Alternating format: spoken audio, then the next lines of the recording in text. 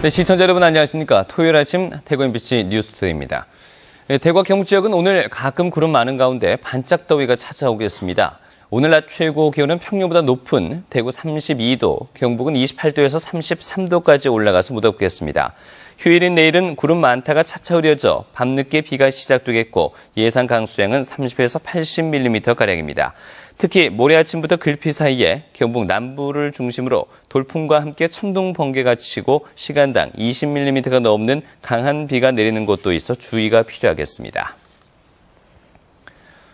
요즘 지역의 대학병원 응급실 사정이 많이 어렵습니다. 대구권 응급의료센터가 있는 경북대 병원이 응급실 공사를 시작해서 병상 수를 절반으로 줄여서 생긴 일인데 당분간 응급실 부족 현상이 이어질 전망입니다. 보도에 이태우 기자입니다. 경북대병원은 62개였던 응급실 병상 수를 이달부터 절반 수준인 32개로 줄였습니다. 앞으로 건립할 권역 외상센터 공간을 마련하기 위한 것으로 공사는 올해 말까지 이어집니다. 침상수가 부족하기 때문에 침상이 필요한 중증 환자라든지 이런 환자들에 대해서는 각 병원에 미리 전원 문의를 해주신다면 미리 준비를 할 수가 있습니다. 53개였던 성인 병상은 28개가, 어린이 병상 9개는 4개가 됐습니다. 평소에도 힘들었던 응급실 병상 구하기가 더 어려워진 겁니다. 보건복지부 자료에 따르면 경북대 병원 응급실의 혼잡도는 서울대 병원 다음으로 우리나라 병원 가운데 2번째로 높습니다. 경북대 병원을 제외하면 영남대 병원과 계명대, 대구 가톨릭대, 그리고 파티마 병원까지 합쳐도 대구의 대형 종합병원 법정 응급병상 수는 100개가 안 됩니다. 응급환자 이송을 주로 하는 119 종합상황실은 비상이 걸린 상황입니다. 대구 지역의 5개 병원의 응급실 병상 수가 많이 부족한 상황입니다. 따라서 119 구급출동 응급환자 발생 시 이송병원 선정에 많은 애로사항을 느끼고 있습니다. 경북대병원은 내년에 권역외상센터 설치를 위한 추가 공사를 예상하고 있어 응급실 축소 운영은 올해 말에서 내년 6월까지 늘어날 가능성도 있습니다. MBC 뉴스 이태호입니다.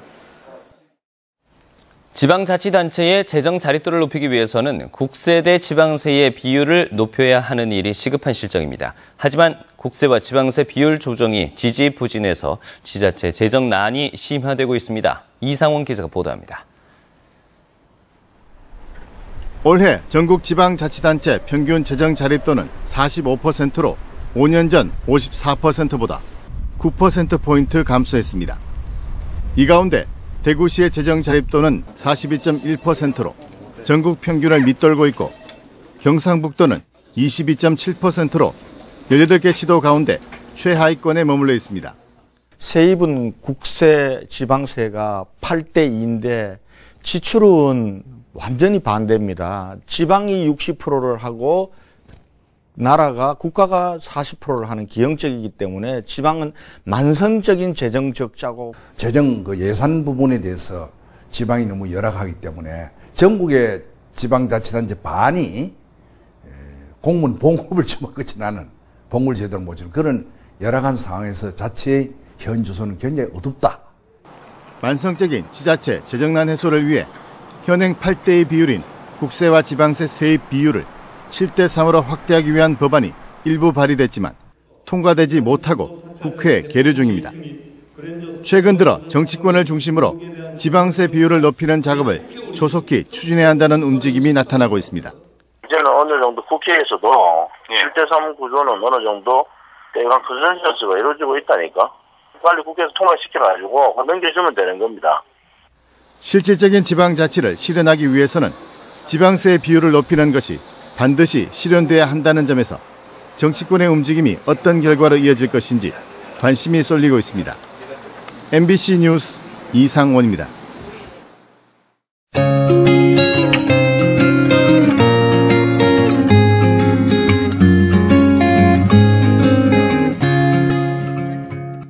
네, 연중 기획 뉴스 길, 사람 그리고 도시 순서입니다. 오늘은 도심에 있으면서도 비교적 사람들의 발길이 뜸했다가 최근 들어서 다시 조명을 받고 있는 대구 종로에 대해서 알아보겠습니다. 권윤수 기자입니다. 이곳은 과거 대구의 관문이었던 영남제일관이 있던 곳입니다. 바로 대구 약전골목과 종로가 서로 맞닿는 곳인데요. 오늘은 대구 근대 역사와 화교 역사가 고스란히 남아있는 종로에 대해서 골목문화 해설사와 함께 알아봅니다. 대구의 중심이었던 종로거리는 업성의 남쪽 문이었던 영남제일관부터 경상감령의 포종문까지 이르는 곳을 말합니다. 그리고 조선시대 때 종로거리는 행정, 치안의 중심지였고 그리고 종을 치는 종로가 있었기 때문에 종로라고 이름 지어진 것이죠. 조선시대 때 양반이 주로 다니는 길이었고 1900년대 초 개화기에는 중국 상인들과 건설 기술자들이 많이 정착했습니다. 화교들이 우리 대구에 최초로 온 때가 바로 계산성당을 짓기 위해서 1901년도에 들어왔어요. 그리고 경부철도 개설로 1905년부터 이제 점차적으로 많이 들어오게 됐는데 이 화교협회 건물 역시 1925년도에 지어진 모문금이란 중국의 기술자가 지었죠. 그래서 화교거리로 많이 알려져 있는데 해마다 10월이면 중국 문화축제가 열려 중국 문화를 지역민들에게 소개하고 있습니다. 종로는 아직도 이렇게 한옥의 맛이 풍기는 이런 고풍스러운 집이 많이 남아있는 곳입니다. 그래서 이런 집을 개조해서 닭이를 팔거나 그리고 차를 팔거나 골동품을 파는 그런 가게들이 많이 형성되어 있죠.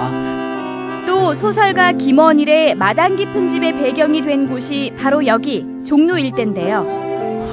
하나의 동상이 있죠. 이 동상 아이가 바로 소설에 나오는 주인공 길람이에요. 그래서 이 1954년도에 김원일 선생님의 소설을 발표했었는데 전쟁 이후의 고달팠던 생활을 표현한 그런 소설이죠. 몇 년 전만 해도 화교거리, 가구 닭이골목이라 불리며 주로 장년층 이상이 찾는 거리였지만 최근엔 근대골목 투어의 인기로 세련된 카페와 음식점들이 많이 생겨 젊은 층에게도 각광받는 거리가 됐습니다.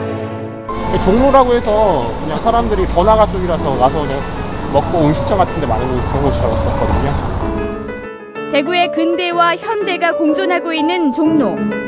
시대상을 반영해 유기적으로 변하는 골목의 특징을 가장 잘 보여주고 있습니다. MBC 뉴스 권윤수입니다. 1억 원 이상의 연봉을 받는 직장인의 70%는 수도권에 거주하는 것으로 나타났습니다. 포항 출신 새누리당 박명재 의원의 국세청 자료에 따르면 지난해 근로소득을 신고한 직장인 1,570만 명 가운데 급여가 1억 원 이상인 사람이 41만 5천여 명으로 집계됐습니다. 억대 연봉 직장인은 서울이 19만 6,700명으로 가장 많았고 경북은 1만 3천여 명, 대구는 7천여 명으로 나타났습니다. 박 의원은 고소득자의 수도권 편중이 심하다며 지방과의 상생 차원에서 투자와 지원으로 지방의 고소득 일자리도 늘려야 한다고 지적했습니다. 삼성 라이온즈 유중일 감독이 이끄는 인천 아시안게임 야구 대표팀이 예선 라운드에서 대만과 같은 B조에 속하게 됐습니다. 각 조별 4개 팀이 조별리그를 치는 뒤에 조순위 1, 2위 팀이 결선 라운드를 치르는 방식인 이번 아시안게임에서 유중일 호는 강팀 대만 외에 태국, 홍콩과 같은 B조에 배정됐고 라이벌 일본은 중국, 파키스탄, 몽골과 함께 A조에 편성됐습니다. 유중일 감독과 우리 대표팀은 다음 달 22일 문학구장에서 태국과 이번 대회 첫 경기를 치릅니다. 일반인이 의사를 고용해서 병원 영업을 하는 이른바 사무장 병원이 최근 5년 사이에 대구와 경북에서 55개가 적발됐습니다. 새누리당 보건복지위 소속 김현숙 의원이 국민건강보험공단의 자료를 분석한 결과 2010년부터 최근까지 지역에서 적발된 사무장 병원이 55개, 이들이 보험공단으로부터 받은 부당이득금이 442억 원에 이릅니다. 하지만 건강보험공단이 이들 사무장 병원에서 부당이득금을 환수한 것은 39억 원으로 9% 수준에 그쳤습니다. 김 의원은 사무장 병원이 요양병원을 중심으로 확산되고 있다며 건강보험공단의 재정 누수로 국민 의료비 부담이 늘어나는 부작용이 있다고 지적했습니다. 대구 경북 여성단체 연합은 최근 모 초등학교의 여교사 16명이 교장으로부터 상습 성희롱을 당했다며 대구 교육청에 감사를 청구했지만 교육청이 교장에게 경고만 하는 경징계를 내린 것은 잘못이라고 비판했습니다.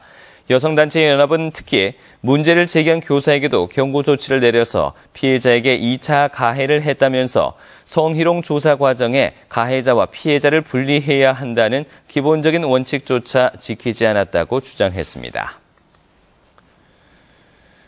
대구지방법원은 발주한 사업과 관련해서 업자에게 돈을 받은 혐의로 기소된 의성군청 공무원 47살 A씨에게 징역 3년에 벌금 7천만 원, 추징금 3,500만 원을 선고했습니다.